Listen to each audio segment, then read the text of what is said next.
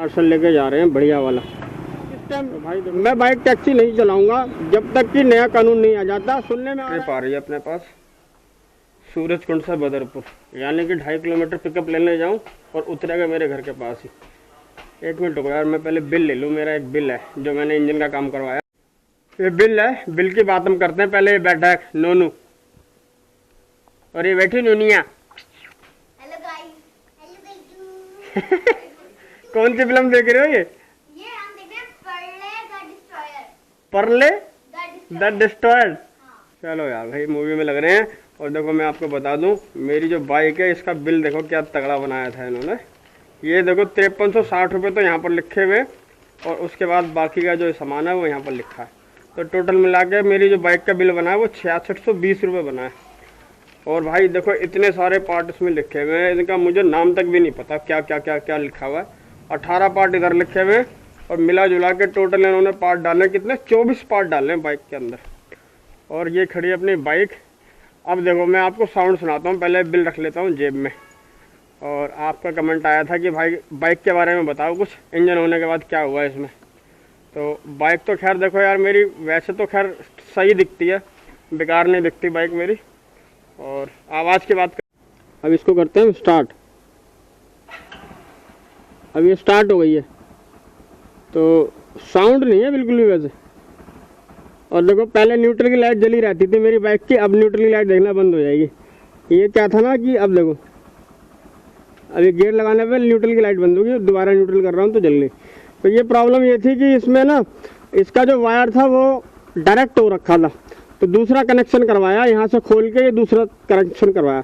बाकी देखो इंजन में बिल्कुल भी साउंड नहीं है। ये पूरा ड्रम चेंज हुआ है, इसके अंदर की पूरी किट चेंज हुई है। काम तो देखो बाइक में सारे हुए हैं, इसमें टाइमिंग चेन भी डली है, क्लच प्लेट भी डली है और इसकी क्रैंक भी डली है। बाकी यहाँ के जो पार्ट्स होते हैं वो सारे चेंज हुए हैं। बाइक चलने में ज़बरदस्त है। ड्यूटी यार हमारी सारी होने, और मेरे पास रैपिडो पर आ भी रही है ट्रिप्स, पर मैं ऑफ पोर्टर बजेगा नहीं। ये देखो भैया पार्सल लेके जा रहे हैं बढ़िया वाला। तो भाई देखो दिल्ली में बाइक टैक्सी बैन हो गई है। दिल्ली में बाइक टैक्सी बैन होने का मैं पूरा रीज़न बताता हूँ आपको। दिल्ली सरकार ने बाइक टैक्सी पर स्टे लगा दी थी, रोक दिया था। उसके बाद जो कंपनियाँ थी वो हाई कोर्ट गई। हाई कोर्ट ने जब तक कि नया कानून ना आ जाए तब तक के लिए रोक पर स्टे लगा दी थी। उसके बाद दिल्ली सरकार सुप्रीम कोर्ट गई। सुप्रीम कोर्ट ने हाई कोर्ट के जो आदेश थे उस पर स्टे लगा दी, रोक दिया कि जब तक कि बाइक टैक्सी पर कोई कानून नहीं आ जाता तब तक दिल्ली के अंदर बाइक टैक्सी हम लोग नहीं चला सकते हैं। और मैं आपको बता रहा हूँ कि अब इस टाइम मैं बाइक टैक्सी नहीं चलाऊँगा जब तक कि नया कानून नहीं आ जाता। सुनने में आ रहा है कि 30 तारीख को 30 जून को बाइक टैक्सी पर नया कानून आने वाला है, उसके बाद ही मैं बाइक टैक्सी चलाऊँगा। हालांकि मेरी ड्यूटियाँ सारी ऑन हो पा रही हैं, यानी कि भले ही सुप्रीम कोर्ट ने बाइक टैक्सी पर रोक लगा दी हो, पर कंपनियों ने अभी तक अपने ऐप को चलाना बंद नहीं किया है। तो सबसे पहले देखो भाई, सुप्रीम कोर्ट को हम कहते हैं कि सुप्रीम कोर्ट अगर मान लो आप किसी चीज़ को बैन कर रहे हो तो फिर बैन करने का जो सही तरीका है वो ऐप को बंद करना है। अब पहले हाई कोर्ट ने छोड़ दिया था कि चलो ठीक है चला लो, जब तक कोई कानून नहीं बन जाता तब तक इस पर उन्होंने कहा कि चलो चला लो। पर जब दिल्ली सरकार हाई कोर्ट में उनकी बात नहीं बन पाई तो वो सुप्रीम कोर्ट चले गए और सुप्रीम कोर्ट ने इस पर पूरी तरीके से स्टे लगा दिया है।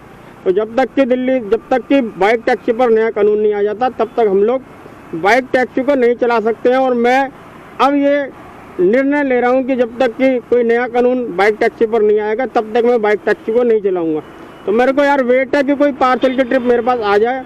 2 पार्सल की ट्रिप आई थी मेरे पास, दोनों की दोनों मुझे छोड़नी पड़ेगी थी क्योंकि दोनों में ओवर साइज था। अभी जैसे कि भाई लेके जा रहे हैं तो ये वाली ट्रिप मेरे पास आई थी पर मैंने उसको एक्सेप्ट नहीं किया था, एक्सेप्ट कर लिया था पर मेरे को कैंसिल करना पड़ेगा था। उसके बाद ये भाई लेके जा रहे हैं सामने।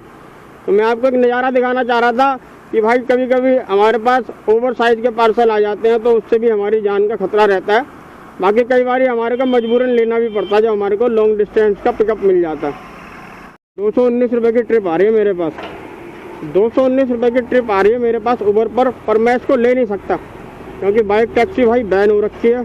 और अब मैं दिल्ली के अंदर, जब ये देखो रैपिडो भी बज रहा है सूरजकुंड से नई दिल्ली रेलवे स्टेशन, लगातार मेरे पास उबर और रैपिडो दोनों बज रहे हैं, पर मैं इनको करूँगा नहीं। ये देखो, ये भी नई दिल्ली रेलवे स्टेशन की है। तो मैं भाई बिल्कुल भी करने वाला नहीं हूँ, क्योंकि दिल्ली सरकार न जाने क्यों इस पर रोक लगा रही है बार बार। दिल्ली सरकार ने रोक लगाया तो एग्रीगेटर्स वगैरह जो है वो हाई कोर्ट गए। हाई कोर्ट ने इसको अनुमति दे दी थी कि जब तक नया कानून नहीं आता तब तक बाइक टैक्सी जारी रहेगी। उसके बाद दिल्ली सरकार सुप्रीम कोर्ट चली गई और सुप्रीम कोर्ट ने इस पर स्टे लगा दिया। तो कहने मतलब कहीं ना कहीं दिल्ली सरकार पूरी जिम्मेदार है जो बाइक टैक्सी बैन करवाने में। और बाइक टैक्सी बैन होने का जो सुप्रीम कोर्ट ने रीज़न दिया है वो यही दिया है कि जो वाइट प्लेट पे हम लोग बाइक टैक्सी चला रहे हैं, जिस वजह से इसको अनुमति नहीं है। बाकी नया कानून आएगा क्या नहीं आएगा उस पर निर्भर करता है। फिलहाल जो है बाइक टैक्सी बैन है। आप अगर बाइक टैक्सी चला रहे हो तो आपका चालान हो सकता है, आपके ऊपर कानूनी कार्रवाई हो सकती है। तो कुल मिलाकर ये है। और दूसरी चीज़ ये है कि कई बार मुझसे पूछा जाता है कि क्या भाई नोएडा के अंदर कर सकते हैं, क्या NCR के अंदर कर सकते हैं क्या, ये भी सवाल आता है मेरे पे। तो भाई देखो, कुल मिलाकर देखा जाए तो अगर बैन है तो बैन ही है, क्योंकि वहाँ पर भी प्राइवेट बाइक पर ही चल रही है। पर यह है कि ये मामला सिर्फ दिल्ली का है, तो दिल्ली के अंदर ज़्यादा दिक्कतें हैं। आप अगर नोएडा गुड़गांव के अंदर कर रहे हो तो चालान तो आपका वहाँ भी हो सकता है। बाकी ये है कि इसमें दोनों ही बातें हो सकती हैं, चालान को लेकर के भी चालान हो भी सकता है और नहीं भी हो सकता। फिलहाल जो है हम लोग पार्सल पर ही ध्यान देंगे और मैं अब लगातार पार्सल का काम ही करूँगा।